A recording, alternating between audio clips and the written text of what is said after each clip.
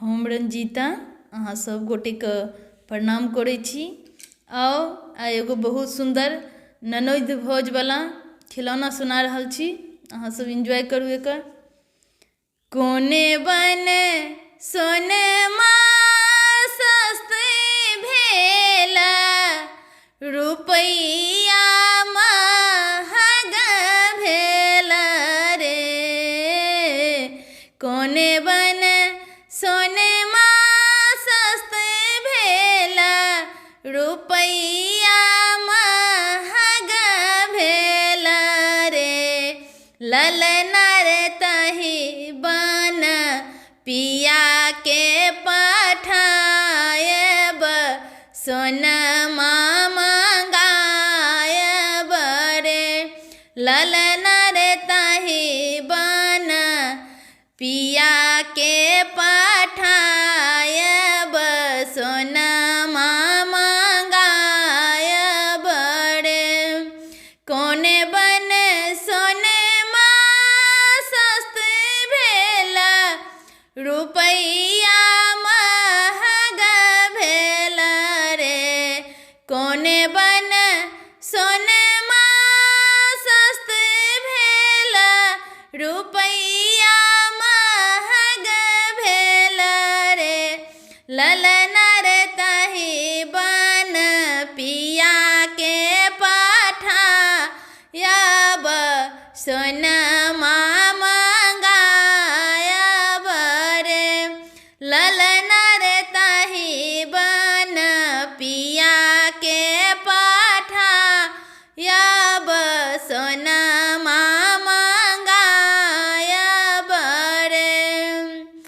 अपना ले अनिया पिया उठी हमारा कंगन अनिया हो। अपना ले अनिया पिया उठी हमरा कंगन अनिया हो। पिया हो ननदोल किछु नहीं अनिया की ननदो बताही हेती है। पिया हो ननदोल किछु नहीं अनिया की ननदो बताही हेती है। अपना ले अनिया पिया उठी हमरा कंगन अनिया हो। पिया हो ननदोल किछु नहीं अनिया की ननदो बताही हेती है। ई जुनी बुझियो भोजो ननदो की ननदो बताही हेती है।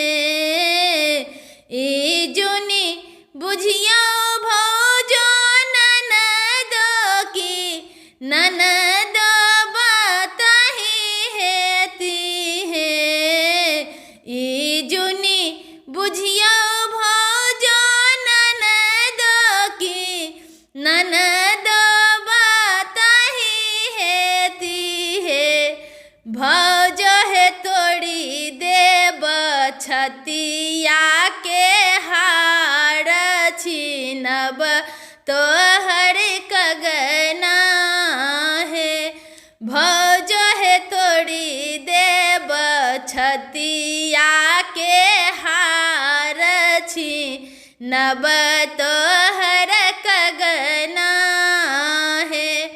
भौजो है तोड़ी देव छतिया के हार छीनब तोहर कंगना हो। आओ सब गोटा के प्रणाम करै छी। ननदो भौज से कोनो कम नहीं छथिन, बुझ लियो।